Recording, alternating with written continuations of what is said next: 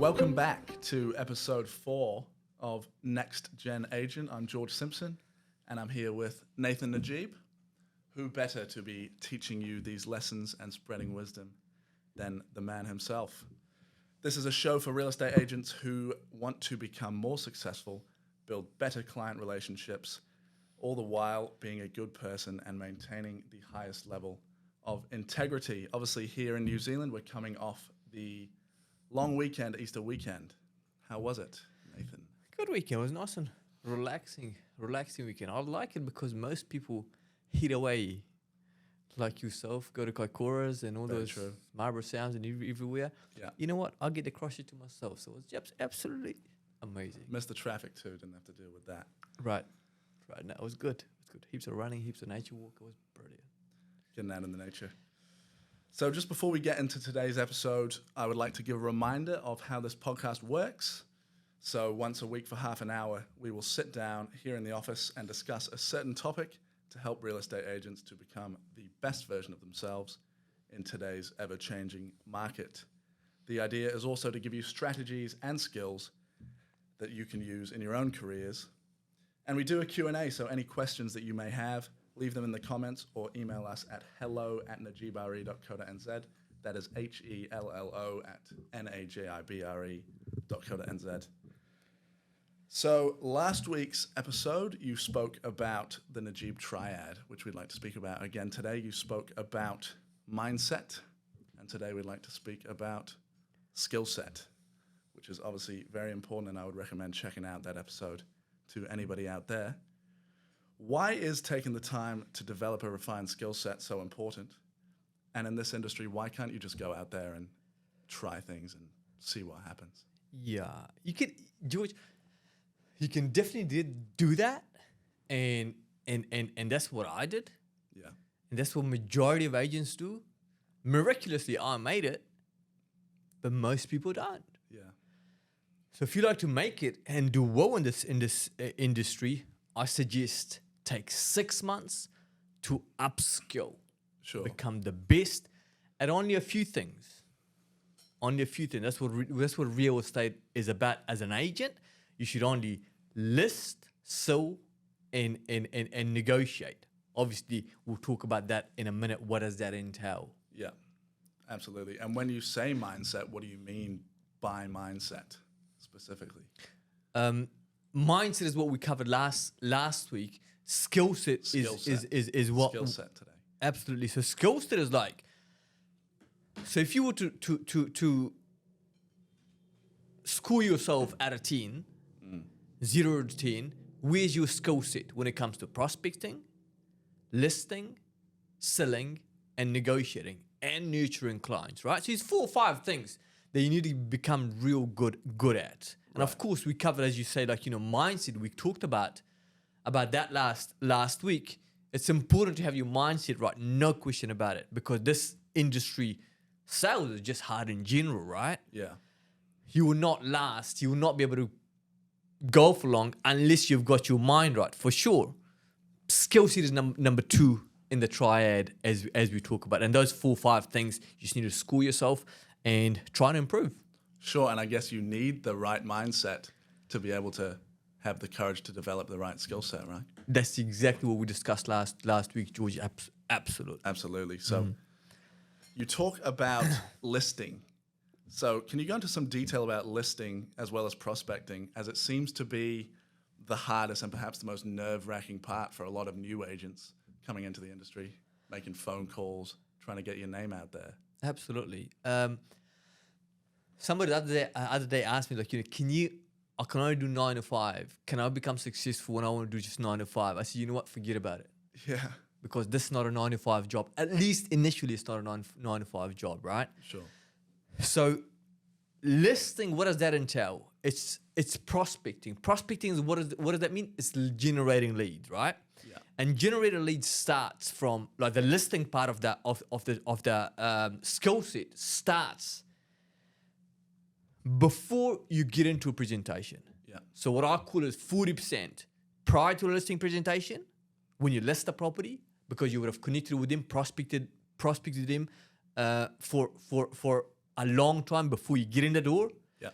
40% how you present to people. What's your presentation like? Is it a quite a structured presentation, like how I like to have it? Yeah. There's a bunch of things I'll talk about when I'm doing a listing presentation, something we can perhaps cover later down the track. Yeah, sure.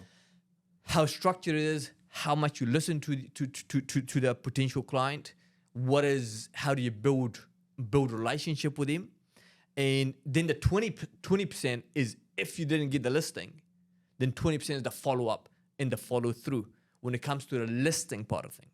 Yeah.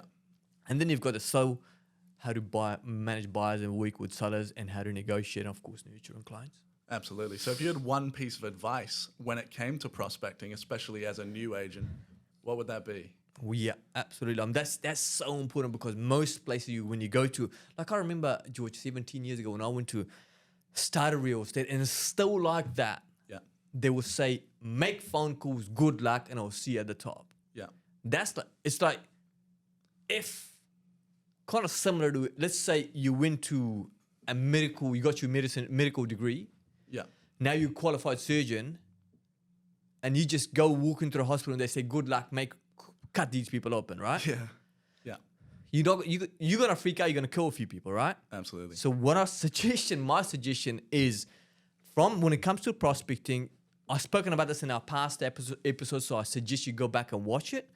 Find 1,000 properties, 1,000 clients, and just work on them, nurture them, build a relationship with them, get to know those people very well. You want them to know you by your first name. Sure. And then the other thing is prospect 3 to 4 hours a day, every single day. If I came into the business today and I didn't know nobody, I had no phone calls, nothing, no phone numbers or anything, Yeah. I would sit down and prospect, trying to find some phone numbers, could be past open home registers, or we used to have back in the days. And if you go to an agency like ours, which got open database, you can just start calling a database there with the agent's permission. Sure. Start calling people for 3 to 4 hours, book appointments from there. As well as, okay, you got 8 hours, 10 hours, 12 hours a day, you go and door knock for the next 3 hours. Yeah. That's what you do. Absolutely. That's what prospecting is. And just out of curiosity as well, Nathan, I know you've been in the game for 17 years now. How have you seen prospecting change in that time, or are the conventional methods still working? That's a brilliant question though. Like they call it attraction agent. Attraction agents happens over time. But the interesting thing about today's society, today's digital world, is you can do a sold property, you can sell a property, do a video, and let the world know about it. Yeah. So absolutely. Back in the days, you pick up the old phone and dial the numbers. You remember the? I don't know. You probably don't, because you're a lot younger than I am, right? Yeah. But we used to go ring or do the old on the dial-up phone, make phone calls. Yeah. We used to make those phone calls, or the yellow pages back in the days. Today is like you can sell a property and put it up there and let everybody know about it. At least everybody in the neighborhood. Door knocking and all sorts. Like there's all sorts of things. Like, I tell people, like, just do a few things, but do it so good. Yeah. Stop doing everything. Yeah. Like, for example, some agents will go and sell a property here and there and do door knock just once. Yeah. And what's the likelihood of somebody, when you door knock their house, and they say, yes, I've been waiting for you to come and sell my house for me, right? Occasionally, that will happen very rarely. But the truth is, when you've got an area that you're working in, and you sell properties over and over and over and over again, people get to know you. Today, I showed a text to one of our girls. I said, look at this. Dave's seen a message that I've been getting you flyers for the last many, many years. Yeah. I want you to come and sell my house for me. That is what I call prospecting. And I see you doing that. I see you're calling in the same area all the time, and it gets results. I still do it, man. So would you say that in this modern age, then you can put yourself out there, as you say? Would you say that it's easier, that it's harder, or it's simply just a different challenge? Yeah, it's a different challenge. I feel like it's perhaps a little bit easier, because you can do it digitally. You can, rather than try and do deliveries in an area, you can, rather than thousands of deliveries, you can do 10,000 people get to see you, right? When you sell a property, right? So different challenges, I suggest. I feel like this is like you're running 100 miles back in 17 years ago, 18 years ago, or 10 years ago. Now it's like, you can get on a treadmill and run faster and cover more. True. This is true. And then the next thing that you mentioned is selling, as well as vendor and buyer management as well. When it comes to actually selling, what are the most challenging parts of the buyer and the vendor management? And then how do you overcome this? When the market is good, George, like we've had for the last 3 years, right? Yeah. Anybody can sell. You don't need no skill, nothing, zero. You put a property up, all you need to do put a for sale sign up, and it just sells itself almost, right? Because buyers come through and they give you a contract in hand, and you get a deal across the line, right? Sure. Today, the buyer's expectation is they want to pay X amount for it, and the vendor is up here. Now you really need a great negotiator to get the deal across the line. Okay. Because vendor's expectation will be higher. So I say it starts from initial conversation. Yeah. When you're sitting down with the vendor when they're presenting, you explain to them where the market is at now, where the market was 12 months ago, 24 months ago, 36 months ago, and now how we're going to navigate through the market. Your expectation, ask them what the expectation is and tell them the truth. I think telling the truth, I feel like it's the most important thing. The best way to start a relationship is when you tell the truth. Honesty. Absolutely. It's just literally like, a relationship as a girlfriend or boyfriend, or a relationship as a vendor. Because if you have that kind of relationship, you build trust. Yeah. Then you can actually sell the property and end up, as we call them, raving fans. And that's what the goal is. Like, it's how you build a brand. Absolutely. And you've talked about issues in the industry before where you're mentioning going into appraisals or presentations where agents set the expectations far too high for the selling of a property as well. Absolutely. This would be the worst thing one can do in today's market. Okay, you might get a sale. Yeah. But that sale is not worth it because you would destroy your name on the way. If one thing I learned, I think it was like I suppose my father told me, like, if you want to build something, it needs to be built by good reputation. Yeah. You gotta have people. When you deal with it, you feel like, okay, I'm comfortable. I can deal with Nathan Najib. He's a man who's always going to tell me the truth, and he'll look after me. Honesty and integrity, they're some of your values. I know that. Absolutely. That is for sure. And obviously you mentioned negotiation as well. It's obviously being a good negotiator is a huge advantage in a real estate career. And it can be make or break when it comes to the sale of a home or even your career as a whole, right? Yeah. So what are the most important things to remember when negotiating? Honesty is one of them, obviously. Yeah. Well, I feel like, what I say is like, if you've got facts and figures in front of you, Yeah.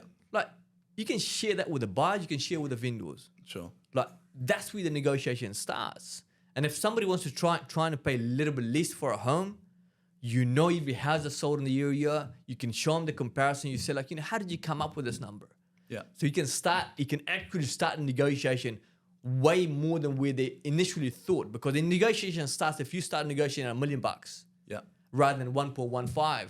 In their mind, the buyers think they've got a hope of buying the property for $1 million. So getting up to 1.3 from $1 million is going to be a lot harder than getting up to 1.3 from 1.15. Do you know what I mean? I see what you mean, yeah. So negotiation you must start, obviously you've got to have the facts and figures so you can share that with the buyers and the vendor, and being transparent and working closely. One of the things that I tell people, like, once you build relationship with buyers or the vendors, the negotiation comes so easy. Yeah. The amount of time the buyers would ask, say, Nathan, what do you think we should pay for it? Or Shah, what do you think we should pay for it? Yeah. It's just absolutely amazing because the kind of relationship you built with your buyers or the vendors. And one of the things I say is like the reason clients hire us is not just sell their house, it's to get the best possible price. Yeah. So you haven't got no right to be a 6 out of 10 negotiator. Yeah. Or a 5 out of 10 negotiator. You need to be a 10 out of 10 negotiator. You need to be so good at it. Yeah. And that takes time. I mean, it takes time, takes skill. And Would you say that just comes from practice, actually doing it, or is there a way that you can go into perhaps your first negotiation? Absolutely. feeling a bit more confident. I think obviously you can negotiate, you can role play and do all that kind of stuff with the people that you work with, perhaps. Yeah. It's like I see, like, building the skill set well before you get into the business. Absolutely. Like going alongside with a good mentor to teach you to see how that person negotiates. Yeah. Because as I said, that is the most important part of becoming a real estate agent. If you're a great negotiator, you can explain that to the vendors. And one of the things that I have in our listing presentation is I explain to them how I would negotiate for them should they decide to hire me to represent the sale of their Sure house. thing. Do you think that's important to point out too? I think so, George, because from the outside, every agent looks the same, Yeah, that's true. right? Drive on the same car, dress up, same suit. We all look almost the same, right? Yeah. So I feel like explaining to the potential clients, like, how will I negotiate for you? Should you give us the opportunity to represent the sale of your house? Yeah. And how does our team come and work, allow me to negotiate Yeah. what they do, what I do, and explain it to them very diligently, like, how you're going to negotiate the best possible price. I think it's very important. And that's an important point of difference. People talk about point of difference quite a lot. I know you spoke about that in one of the other episodes, which people should watch as well. Mm-hmm. But you talk quite often about the reputation of real estate agents. It's going down and down and down, isn't it? Mm-hmm. And when it comes to the nurturing aspect of your skill set, nurturing relationships, how much of a difference really and over a long period of time does fostering meaningful relationships make? I was just talking to a guy, Ron Lewis, who we just bought a property managed. His property is being managed by our team here. Sure. He just come across, and I was talking to Ron, and he says, "Nate, this you?" I said, "Yeah, I haven't spoken to him for a little while." Yeah. But he was like, he came across from some place else, but I met him a long time ago. So we've been, obviously he's seen me places. We've lost contact, but we come back, start to talk to each other, right?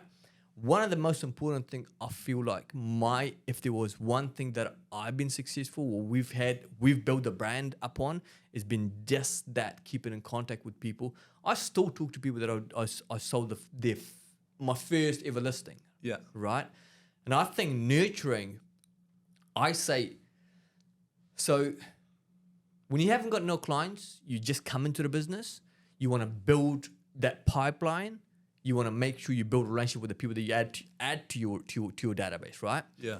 And then once you get a listing, you got to build relationship with the clients until you sell the house. And once you sell the house, then you start keeping contact with them for a long period of time until whenever they're ready to sell their house again, right? They know even where if to they go. don't. They know where to go. They know where to go. And even if they don't, though, I still talk to my clients that move to retirement villages. Yeah. And they're like, "Why are you calling me?" They go, "We haven't got any house to sell, Nathan." I still talk to them. I still talk to Judith and Pete. I still talk to Lois and Andy. Yeah. I still talk to these people. And the truth is, like, it's like keeping in touch with people for a long period of time. So for me, if somebody calls me that might have seen me sell another house, and they call somebody else as well, and usually people look at 2-3 agents before they list a house, right? List their property for sale. Makes sense. Okay, it's a 50-50, 25. If there's bringing 4 agents, it's like 25% chance of me getting the listing, right? Yeah. But on the other hand, if a client of mine that I've been in touch with for a long period of time call me for a listing presentation and they called 3 other agents, I know I've probably got 90% chance of getting the listing. Yeah. Because I know them, I know their partner, I know their date of birth, I know their kids' names. Do you know what I mean? I know. Do you know how powerful that is? I know. And I'm sure those relationships are where you find a lot of the meaning and the fulfillment in a career like this. Would that be right?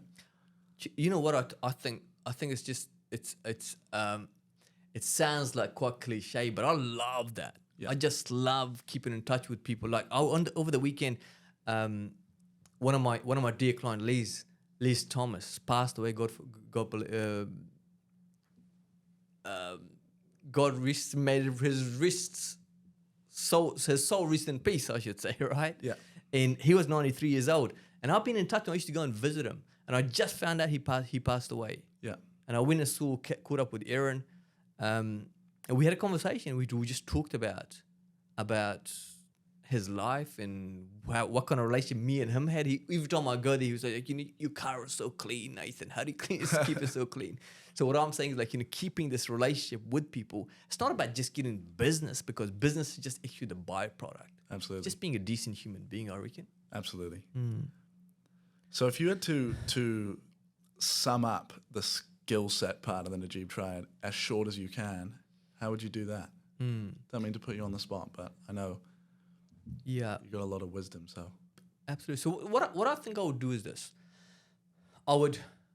Let's say I got into the business. If I'm in the business for 6 months, if I'm in the business for 6 years, I'll put list of prospecting, listing, selling, negotiating, and nurturing. These 5-6 things. Yeah. I'll write it down and just rate myself out of 10 and see where I'm at. Okay, I'm in prospecting, I'm 5 out of 10. Why? And then go make a phone call, record yourself like I used to do. Record yourself. Sure. And then make yourself become like, help become, work on it so you become a 9 out of 10. Yeah. And the next thing is listing. Yeah. How good are you when it comes to prior to listing? How do you keep in touch with people? Do you remember their anniversary dates? Yeah. Next thing we're going to talk about system, which will cover that. How are you going to remember people's anniversary date? Absolutely. And then, okay, now listing presentation. How good is your listing presentation? Out of 10. Is it structured? Do you build rapport with people first? Do you listen to people before? Do you talk 80% of the time, or do you listen? I feel like the more you listen to people, the better you connect with people, and the easier it is to do business with people. Like, they listen to you, right? Yeah. So listening is one of the most important when you're listing presentations. So rate yourself in listing. Yeah. What you like, and then selling. What do you like with vendor? How do you work with vendor management? Sure. What do you like on buyers management? And the next thing is obviously negotiating. How good are you negotiating? And how can you upskill? And then the last thing is nurturing. How do you nurture these clients that you deal with? How do you follow up and follow through with the buyers? Because they say your stats. 4 out of 10 buyers that come through a property are sellers. Yeah. They're doing market research. They're finding who they're going to sell their house with. Sure. So how good are you with follow up and follow through? Yeah. How many appraisals do you generate from your open homes? So that's 4 or 5 things I would suggest. If I was given one advice, I'll write the 4 or 5 things down and just rate myself out of 10 and just work, get better and better and better. May not be an 8 out of 10 now. If you're 8 out of 10, you would make $1 million a year. Yeah. You might be a 5 out of 10. You might be a 4 out of 10, but just keep on working, making it better and better and better. And the other day, like we said, everything is on YouTube. Like these podcasts like this, these heaps of podcasts you can listen to. It's all out there. It's all out there. I guess it's about having the mindset. It's the other part of the Najib Triad. And in terms of the triangle itself, obviously you mentioned systems. You talk about systems in another episode. Mm-hmm. But how does skill set link to mindset? Now that you've spoken about both, how do they go hand in hand? How important is that? I think this is like, we talk about the mindset was having the growth mindset. Yeah. Now you haven't got the growth mindset. You got the closed mindset. Well, you're not gonna develop your skills. How are you gonna develop a skill set? Absolutely. Okay. If you haven't got the mindset to stay on, work till 10 o'clock. Yeah. Wake up at 5 o'clock. Do your deliveries at 5:30. Then you haven't got the mindset. How are you gonna do this? You can't. You won't be able to do those things. You won't be able to improve those skills. So will you? No. And how are you going to find the discipline to do it? And that's what it's about, right? It's more about discipline than it is motivation. Motivation is something that's it's fleeting. It comes and goes. Absolutely. Discipline, very important. Absolutely. And over time, once you build this discipline, and you kind of see the rewards as it does, and the reward doesn't come like 6 months, 12 months, 24 months. I promise. But once it does, you've already built a discipline. Yeah. And it's like things that start working, you're like, yes. It's like the thing is like the reward is being given to you all the time because of the discipline that you've built over the many months, days, weeks, years. Yeah, well, they say you don't get what you want, but you get what you deserve. If you're not going to take the time to develop the skills, it's not for you. That is so true, man. And that's so true. And I feel like that will be one of the reasons, one of the very important reasons that most agents don't make it. And if they make it, they just do average. They just do average? They just do average, unfortunately, yeah. And if you get into the business of real estate, it's hard work. Why do you want to be average? Why not the best, right? Why be average if you have to put that amount of work in anyway? Doesn't make sense. No. Doesn't make sense. No. And the good thing is, like, you know, these like conferences, these YouTube channels, these podcasts, like if you're not learning, it's all on you. Absolutely. It's all on you. It's out there. Things like this, who better to learn from than you, Nathan? Well, thank you very much for sharing your advice and wisdom once again. You got anything else that you'd like to add? Well, I have been around for a long time, right? And I've been doing like, you know, I'm like an avid learner. I love learning and bettering myself, right? And I feel like, you know, this is the least I can do for the industry that's giving me everything. 100%. Everything I have, right? So it's just an absolute pleasure to be able to give back to the industry. George, and I appreciate you. And I appreciate you as well. I know that the people out there will appreciate this. I know that they will. So thank you very much for your time. Once again, do check out our other episodes where we discuss the rest of the Najib Triad, and we give you more advice and more wisdom so that you can better your own career. Any questions that you may have, please do leave them in the comments or email us at hello@najibre.co.nz. That's HELLO@najibre.co.nz. Very good. Thank you very much, Nathan. It's been a pleasure. Until next time.